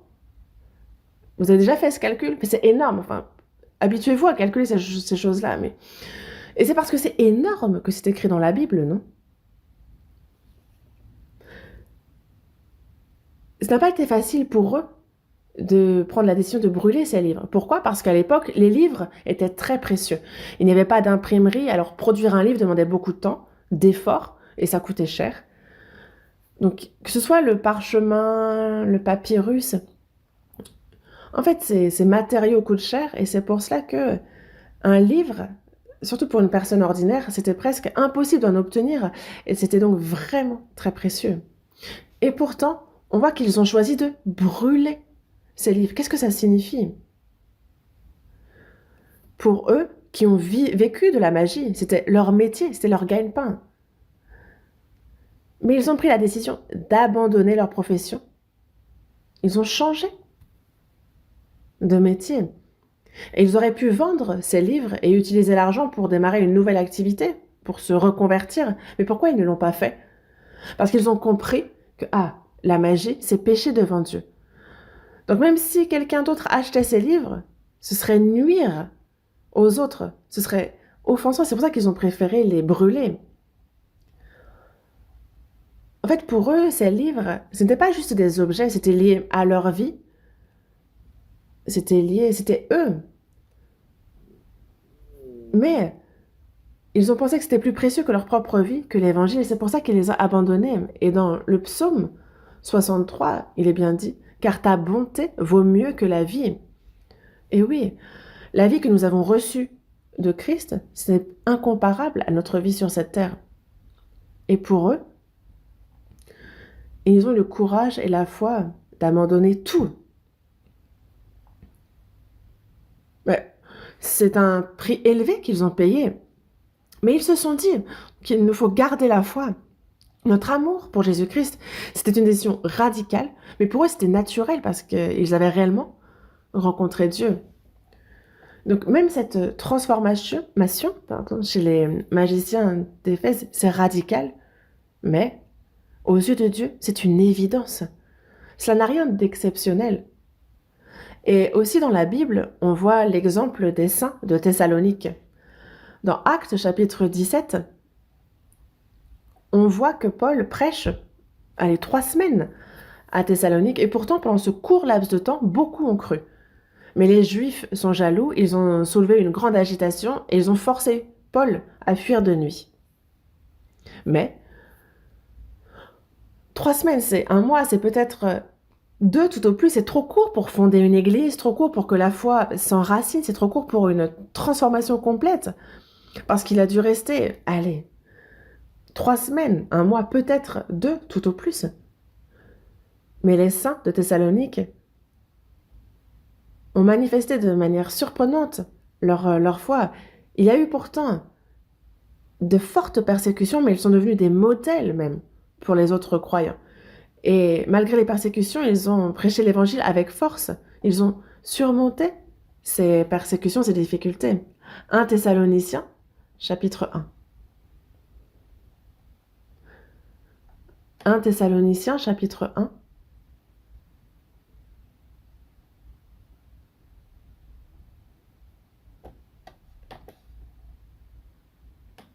Du verset 6 au verset 8, lisons ensemble.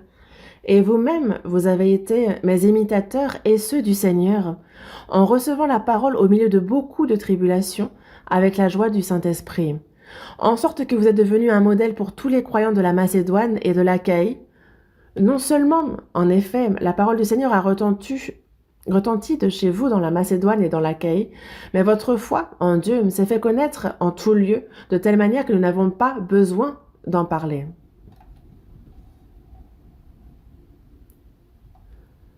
Les croyants, les saints de Thessalonique, sur le plan spirituel, n'étaient que des nouveau-nés. C'était de nouveaux sauvés, des enfants, des bébés. Et pourtant, ils ont montré une foi remarquable, capable de supporter la persécution dès le début. Ici, en recevant la parole au milieu de beaucoup de tribulations. Au milieu de beaucoup de tribulations. Il y a eu justement une émeute. Paul a même dû fuir de nuit, aidé par les frères. C'était la ville dans laquelle il vivait. Paul a même hésité à retourner parce que c'était dangereux. Mais, malgré ces souffrances, ces persécutions, il y a les saints de Thessalonique qui ont reçu le salut. Et Paul s'est inquiété, mais eux, ils ont tenu bon. Et aussi, vous êtes devenus un modèle pour tous les croyants. Et la parole du Seigneur a retenti de chez vous dans la Macédoine et dans l'Achaïe.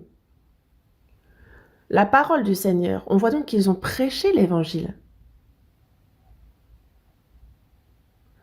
Dans de nombreuses régions de Macédoine jusqu'en Achaïe, en fait, ils ont propagé activement l'évangile. On a réfléchi à 5 exemples de changements radicaux. Le changement de Zaché, le changement de la femme qui a cassé le vase d'albâtre, le parfum. On a vu le changement des saints de Jérusalem, le changement des magiciens d'Éphèse et le changement des saints de Thessalonique. Et tous ces changements, il ne faut pas penser que c'est le changement de personnes exceptionnelles, non. Ce sont des changements que chaque personne réellement sauvée doit connaître. Ce sont des changements normaux. Et évidemment que la croissance spirituelle prend du temps, mais la transformation commence dès l'instant du salut, dès qu'on est sauvé. Le rythme du changement varie d'une personne à l'autre, peu importe, mais l'impact du changement est tellement grand que notre entourage le voit et forcément qu'ils sont surpris. Pourquoi? Parce que même si on change lentement, le changement est là, il est profond et réel. Mais, et nous, aujourd'hui alors? Est-ce qu'on n'a pas peur du changement soudain, radical? Est-ce que parfois on n'accepte pas plutôt d'être tiède, modéré? Est-ce qu'on ne se contente pas de ça? Mais ça, ce n'est pas biblique. La Bible dit que nous sommes une nouvelle créature. Nous sommes un homme nouveau. Lorsque Dieu fait sortir Israël d'Égypte, il dit que ce mois-ci sera pour vous le premier des mois. C'était le commencement.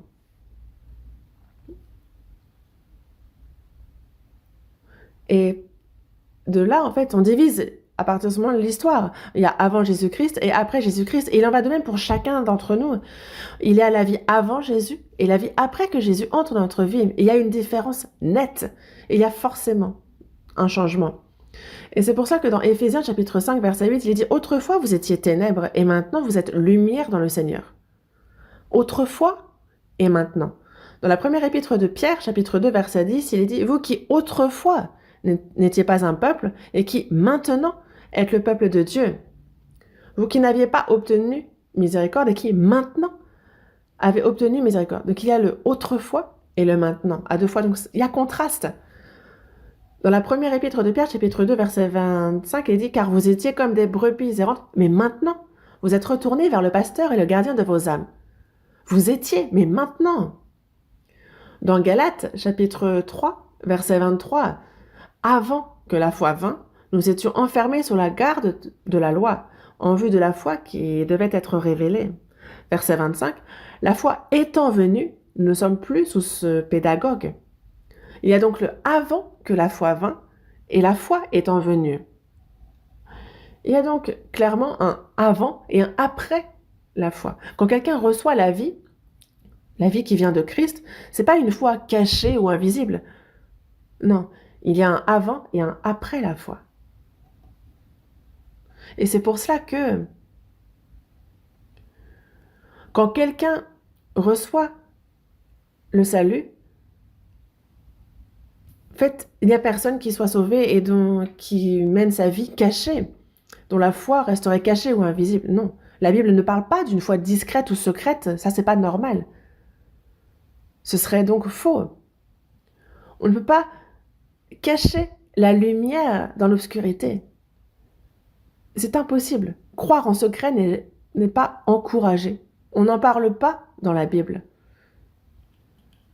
Pas une seule fois on dit de croire en secret. La foi, forcément, se manifeste. Forcément. Donc, en voyant ces 5 grands exemples de transformation, on peut se comparer, nous aussi. Parce que le retour du Seigneur est proche. Si quelqu'un n'a pas encore été sauvé, alors le moment de la retraite, ce séminaire est une excellente occasion pour examiner sa foi, pour s'assurer qu'elle est authentique, avant qu'il ne soit trop tard.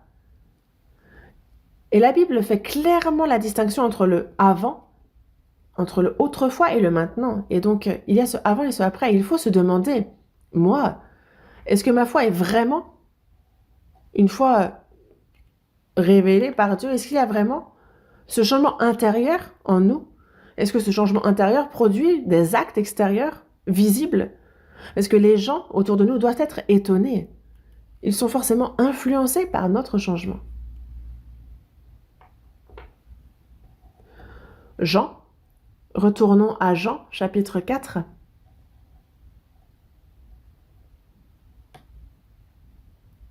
Jean, chapitre 4, versets 28 et 29. On lit ensemble. « Alors la femme, ayant laissé sa cruche, s'en alla dans la ville et dit aux gens, « Venez voir un homme qui m'a dit tout ce que j'ai fait. Ne serait-ce point le Christ ?» Donc, cette femme, donc après avoir rencontré Jésus, après avoir le salut, avoir été transformée, elle fait quoi? Elle dit, « Venez voir. » N'est-ce pas le Christ? Elle témoigne du Christ. Et nous, qui avons une foi certaine, qu'est-ce qu'on fait désormais? On témoigne de Christ. Et c'est quelque chose de naturel. Ce n'est pas parce que quelqu'un nous pousse à le faire, mais c'est juste une manifestation du fait qu'on a bien reçu la vie de Christ. Ici, on voit ayant laissé sa cruche, ce qui pourtant, ça lui permettait de travailler pour gagner sa vie, c'est important. Mais lorsqu'on reçoit le salut, il y a quelque chose de plus important, de plus précieux, de plus digne désormais. Même si nous devons manger et boire pour vivre, une nouvelle priorité vient de naître, c'est de partager Jésus, celui auquel nous croyons, Christ que nous avons rencontré. Et c'est lui que nous prêchons désormais. Matthieu chapitre 6, cherchons dans Matthieu chapitre 6, du verset 31 au verset 33. Matthieu chapitre 6, versets 31 à 33, lisons. Ne vous inquiétez donc point et ne dites pas que mangerons-nous, que boirons-nous, de quoi serons-nous vêtus? Car toutes ces choses, ce sont les païens qui les recherchent. Votre Père céleste sait que vous en avez besoin. Cherchez premièrement le royaume et la justice de Dieu, et toutes ces choses vous seront données par-dessus.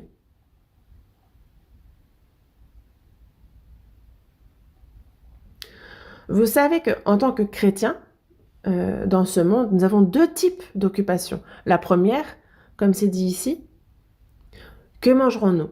Que boirons-nous? De quoi serons-nous vêtus? Nous aussi, en fait, on ne peut pas être libre de ce qu'on doit faire au quotidien, comme puiser de l'eau ou vivre dans ce monde. On doit faire ces choses. Mais il y a aussi une autre chose, c'est chercher le royaume et la justice de Dieu. Les non-sauvés, ce qu'on appelle ici les païens, qu'est-ce qu'ils recherchent? Ils ne cherchent que manger, que boire, de quoi se vêtir, où vivre, quelle maison acheter. Ici, les païens ne recherchent que ces choses-là. Ce n'est pas une prière, c'est toute leur vie. C'est leur but dans la vie. Mais nous, sauvés, on fait aussi ces choses, n'est-ce pas? Mais ce n'est pas tout pour nous, ce n'est pas notre but dans la vie. Le but pour nous, c'est quelque chose de plus important. Chercher premièrement le royaume et la justice de Dieu. Nos priorités ont changé. Nous aussi, on a besoin de ces deux choses. Mais pour nous, il y a désormais une chose plus importante. Et la question est de savoir par quoi on va commencer. Qu'est-ce qu'on va mettre en priorité? Même si vous êtes sauvé, vous ne pouvez pas cesser de manger, de boire et de dormir, n'est-ce pas? Tant que vous êtes dans ce monde, vous ne pouvez pas être libre de ça. Mais ça ne doit pas devenir le but de notre vie. Ça ne doit pas devenir tout pour nous. Cherchez premièrement le royaume et la justice de Dieu. Prêcher Jésus est pour nous plus important. Jean chapitre 1. Jean chapitre 1, versets 40 à 42.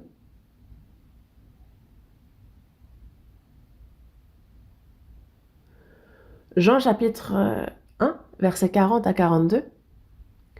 André, frère de Simon-Pierre, était l'un des deux qui avaient entendu les paroles de Jean et qui avait suivi Jésus. Ce fut lui qui rencontra le premier son frère Simon et lui dit « Nous avons trouvé le Messie », ce qui signifie Christ, et il le conduisit vers Jésus. Jésus, l'ayant regardé, dit « Tu es Simon, fils de Jonas, tu seras appelé Céphas », ce qui signifie Pierre.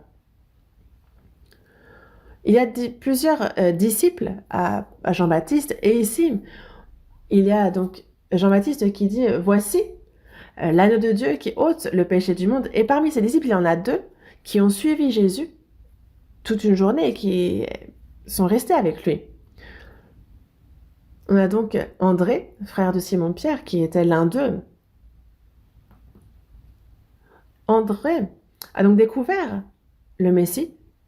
Et qu'a-t-il fait en premier? La première des choses qu'il fait, ce fut donc lui qui rencontra le premier son frère Simon et il lui dit « Nous avons trouvé le Messie ». C'est la première chose qu'il fait. Il va voir son frère, le plus proche physiquement, dans le sang, et il lui dit « Nous avons trouvé le Messie ». On a rencontré Christ. La première chose qu'il fait, c'est témoigner de ça. Verset 43. Le lendemain, Jésus voulut se rendre en Galilée et il rencontra Philippe et lui dit « Suis-moi ». Philippe était de Bethsaïda, de la ville d'André et de Pierre.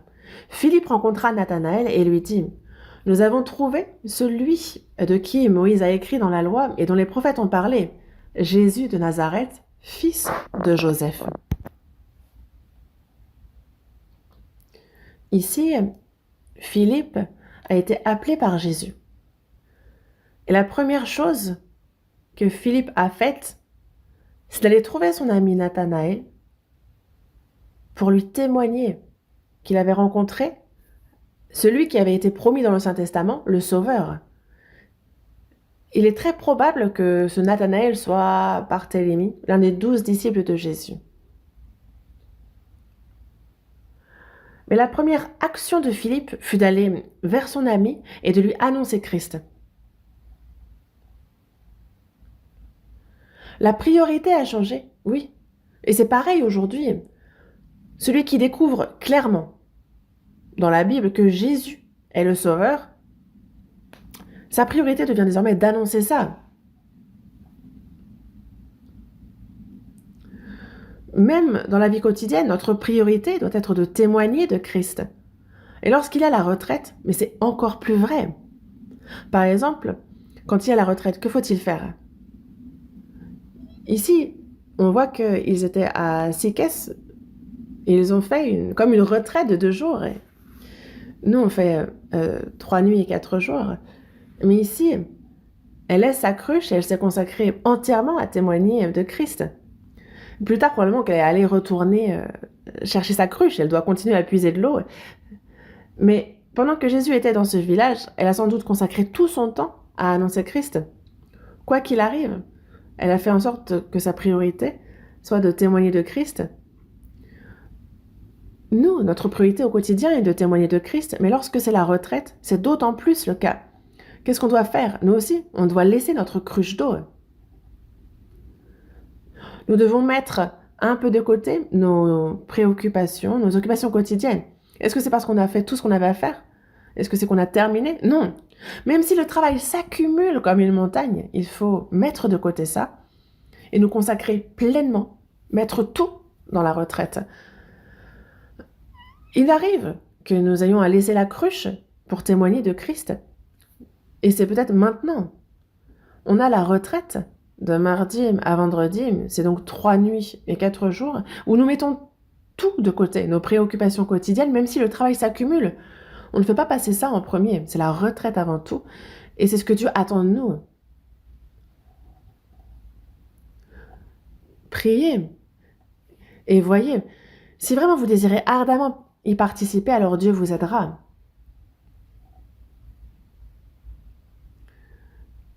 Et le témoignage de cette femme était clair et puissant. Et les Samaritains, réellement, ont été jusqu'à Jésus, ça les a entraînés jusqu'à Jésus. Voyons dans Jean chapitre 4, verset 30, lisons ensemble. Ils sortirent de la ville et ils vinrent vers lui. Ensuite, verset 39, on lit ensemble. Plusieurs Samaritains de cette ville crurent en Jésus à cause de cette déclaration formelle de la femme. Il m'a dit tout ce que j'ai fait. Plusieurs Samaritains de cette ville crurent en Jésus à cause de cette déclaration formelle. Et ils sortirent de la ville et ils vinrent vers lui. Ils ont désormais vraiment ensuite connu Jésus. Et cru en ce que, il est bien le Christ, celui qui avait été annoncé. Parce que cette femme a dit, venez voir, ne serait-ce pas le Christ? Il m'a dit tout ce que j'ai fait. Et vraiment, ça a conduit les Samaritains à Jésus, au salut. Dans Proverbes, chapitre 21, verset 28, il est dit « Le témoin menteur périra, mais l'homme qui écoute parlera toujours. Celui qui a un témoignage clair parlera toujours. » Jésus, il est notre sauveur. Et ce soir, si je meurs, je ne vais pas en enfer. Dieu m'a donné la vie et c'est pour cela que j'entre dans le royaume éternel. Et nous croyons en ce que nous serons avec lui éternellement. Et on a fait cette expérience certaine. Mais cette vérité-là, il nous faut pouvoir en parler avec courage, parce que ça transforme les gens, ça guide les gens à la retraite, à Jésus, à la parole. Et il y a ceux qui font le service. Et j'ai vu cette fois-ci encore, il y en a qui ont sué, mais tout le monde était radieux. Et pourtant, c'est dur. Et même s'ils pourraient avoir des difficultés, ils ne froncent pas les sourcils, ils servent avec un sourire lumineux. Et ça touche, n'est-ce pas, ceux qui sont là. Le témoignage sûr, certain, de la femme samaritaine a conduit beaucoup d'habitants du village à venir à Jésus. Le témoignage d'André avait de la puissance, c'est pour ça que ça a conduit Pierre à Christ. Le témoignage certain de Philippe a amené Nathanaël vers Christ. Et celui d'Étienne était puissant aussi, certain. Même en mourant, il disait: Seigneur, reçois mon esprit, et surtout ne leur impute pas ce péché. Et il y avait qui à côté? Paul, l'auteur de celui qui a rédigé 14 livres du Nouveau Testament, qui persécutait les croyants et qui les faisait tuer. Mais en voyant la prière d'Étienne, il a certainement dû se dire: à quoi a bien pu penser Paul en voyant Étienne qui, alors qu'il est en train de mourir, il prie pour ceux qui le lapident? Il a dû être profondément touché, enfin, sa conscience a dû le travailler. Et c'est probablement ce qui a joué un grand rôle dans la conversion et le salut de Paul. Ça l'a forcément aidé de manière ou d'une autre pour se repentir. Et à cette retraite, il nous faut oser parler du Seigneur avec courage à notre famille, à nos voisins. On ne sait pas quel fruit ça va apporter. Personne ne sait. Essayez. Vous pouvez le faire. Le Seigneur vous aidera. Il vous a aidé autrefois, il vous aidera encore aujourd'hui. Et en même temps, on voit combien grande est l'influence d'une seule personne. Par un témoignage, beaucoup ont cru. Une seule personne a évangélisé tout un village. Une seule personne est importante, vous comprenez? Il ne faut pas se dire, si je ne le fais pas, quelqu'un d'autre le fera. Non, chacun a un rôle à jouer. Vous avez reçu la vie de Dieu, vous êtes sauvés, donc vous avez une part à prendre à la retraite, n'est-ce pas? Noé, par sa foi, par son obéissance, par une seule personne, sa famille a été sauvée et une nouvelle ère a commencé.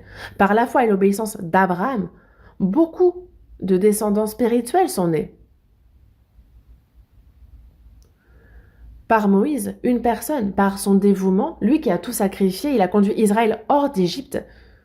Et il a ainsi préparé toute la scène pour la venue de Christ dans l'histoire d'Israël. Il a joué un grand rôle. Par la foi et les actions de Rahab, une prostituée, par elle seule, sa famille et ses proches ont été sauvés. Et c'est pareil pour nous. Une seule personne peut accomplir de grandes choses. Ne pensez pas, je ne suis rien. D.L. Moody a été évangélisé par Edward Kimball. C'était un enseignant d'école de l'église. Moody travaillait dans un atelier de son oncle quand Kimball l'a évangélisé. Et Moody n'avait aucune idée, ne savait pas du tout qu'il deviendrait un grand évangéliste à l'échelle mondiale.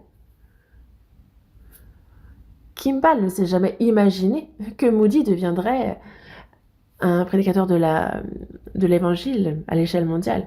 Mais Moody, lui, a parcouru de nombreux lieux pour prêcher l'évangile. On estime qu'il a environ touché 200 millions de personnes. Combien? 200 millions. 200 millions, c'est énorme. On ne sait pas combien ont été sauvés, mais beaucoup ont entendu l'évangile grâce à Moody. 200 millions de personnes environ. C'est remarquable. Mais il y a donc Kimball qui a évangélisé Moody, et donc grande est la rétribution pour Moody, mais imaginez la récompense d'Edward Kimball alors. Personne ne sait quel fruit portera le témoignage d'une seule personne à cette retraite, n'est-ce pas? Ce n'est pas une personne, une seule personne, ce n'est pas insignifiant. Quand une personne obéit et se dévoue, alors ça peut porter de grands résultats. Et pour avoir une foi certaine, il faut aussi prendre le temps d'écouter suffisamment la parole. Ça, on peut y réfléchir. Jean, chapitre 4, verset 40. Aussi, quand les Samaritains vinrent le trouver, ils le prièrent de rester auprès d'eux, et il resta là 2 jours. Versets 41 et 42, lisons ensemble. Un beaucoup plus grand nombre crurent à cause de sa parole, et il disait à la femme, ce n'est plus à cause de ce que tu as dit que nous croyons, car nous l'avons entendu nous-mêmes, et nous savons qu'il est vraiment le Sauveur du monde.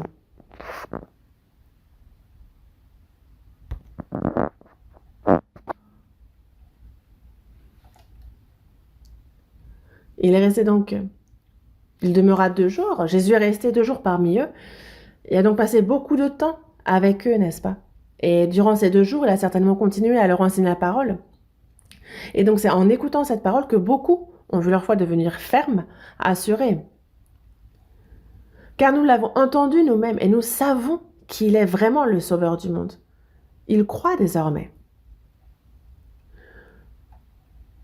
Et il faut prendre suffisamment le temps. Nous, pour la retraite, c'est 4 jours et 3 nuits. Vous avez décidé de participer à toute la retraite, n'est-ce pas? Vous serez tous là, n'est-ce pas? Je ne vous entends pas. Vous serez là? Merci. Et ceux qui ont répondu ont la responsabilité désormais, ils doivent être là.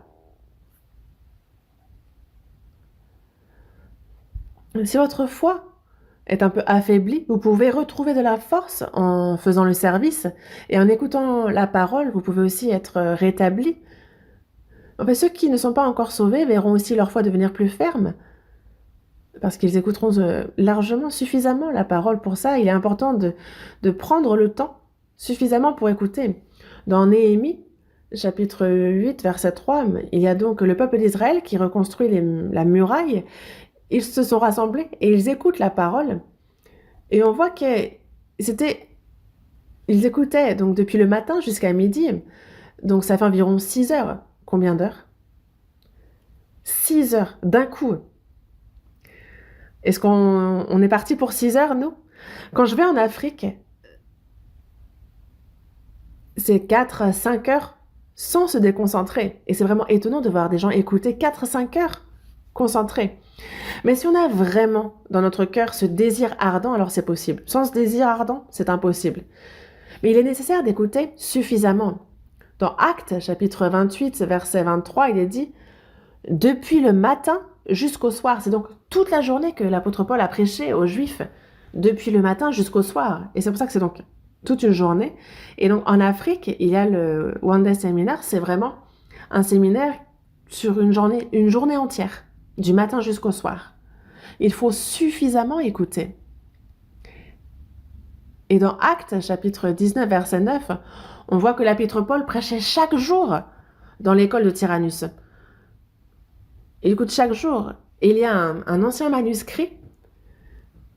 On dit qu'il y avait une salle qui avait été utilisée. Le Codex Bezaï, il l'utilisait de 11h jusqu'à 16h. Oui, 16h, donc soit 5 heures par jour.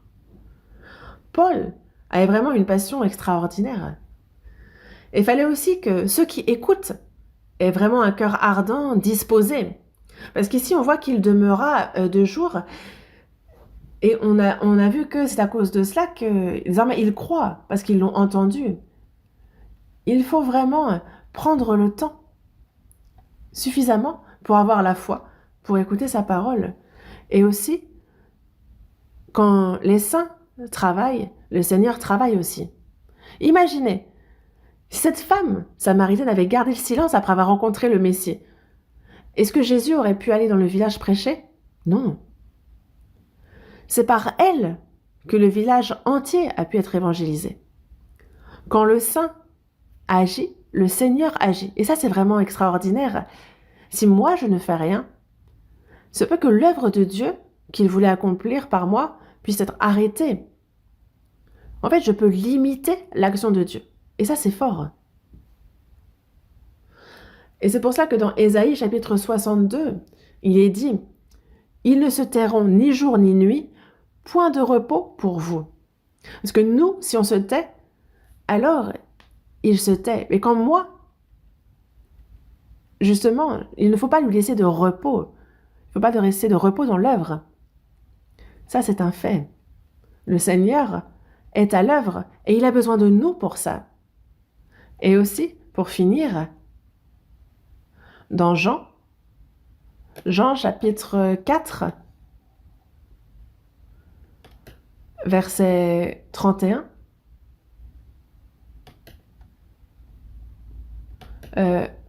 verset 31, pendant ce temps, les disciples le pressaient de manger, disant « Rabbi, mange ». Mais il leur dit « J'ai à manger une nourriture que vous ne connaissez pas. » Les disciples se disaient donc les uns aux autres « Quelqu'un lui aurait-il apporté à manger ?» Jésus leur dit « Ma nourriture est de faire la volonté de celui qui m'a envoyé et d'accomplir son œuvre. Ne dites-vous pas qu'il y a encore 4 mois jusqu'à la moisson? Voici, je vous le dis, levez les yeux et regardez les champs qui déjà blanchissent pour la moisson. » Vous voyez un peu ici, On peut voir ici le cœur. On peut discerner vraiment où se trouve le cœur du Seigneur, ce qu'il désire. Parce que les disciples, pendant que Jésus parlait avec la femme, eux sont allés au village pour acheter de la nourriture. Ils reviennent et lui disent « Rabbi, mange !» Mais Jésus leur répondit « J'ai à manger une nourriture que vous ne connaissez pas. » Eux se disent « Mais quelqu'un lui aurait-il apporté à manger ?» Mais Jésus leur dit « ma nourriture est de faire la volonté de celui qui m'a envoyé et d'accomplir son œuvre. » C'est ce qu'il a dit. Et ici, on voit qu'il est question de deux sortes de nourriture. La nourriture physique et la nourriture spirituelle dont parle Jésus. N'est-ce pas? Et il dit ensuite, levez les yeux et regardez les champs qui déjà blanchissent pour la moisson. Il y a aussi ici deux champs. Il y a le champ, là où on fait pousser la nourriture charnelle, et il y a, regardez les champs qui déjà blanchissent pour la moisson, donc il y a ces champs pour la moisson, et il y a ces âmes. Il y a donc cette nourriture charnelle et cette nourriture spirituelle. Il y a aussi le champ spirituel et le champ terrestre. Et vous, votre cœur, de quel côté est-il? Il faut avoir les yeux pour discerner ces choses. Les gens dans ce monde sont tournés seulement vers les choses de ce monde. Mais nous, que nous dit le Seigneur? Il faut que nous soyons tournés vers la moisson des âmes, vers la nourriture spirituelle comme le cœur de Jésus. Ce qui compte, c'est le champ des âmes, cette moisson des âmes. Et c'est encore le cas maintenant. Parce que si nous sommes négligents vis-à-vis de son œuvre, alors il sera déçu. Et Dieu ne travaille pas seul. Regardez un peu le verset 36. Celui qui moissonne reçoit un salaire et amasse des fruits pour la vie éternelle, afin que celui qui sème et celui qui moissonne se réjouissent ensemble. Car en ceci, ce qu'on dit est vrai. Autre est celui qui sème et autre celui qui moissonne. Je vous ai envoyé moissonner ce que vous n'avez pas travaillé, d'autres ont travaillé, et vous êtes entrés dans leur travail.